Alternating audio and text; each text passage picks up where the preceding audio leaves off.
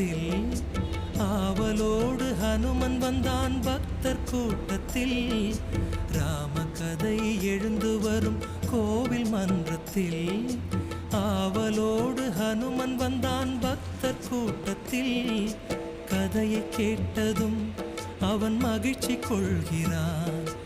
ராமநாமத்தால் ஹனுமன் பணிவு கொள்கிறான். கதையை கேட்டதும் அவன் மகிழ்ச்சி கொள்கிறான். ராமநாமத்தால் ஹனுமன் பணிவு கொள்கிறான். ராம கதை எழுந்து வரும் கோவில் மன்றத்தில் ஆவலோடு ஹனுமன் வந்தான் பக்தர் கூட்டத்தில்.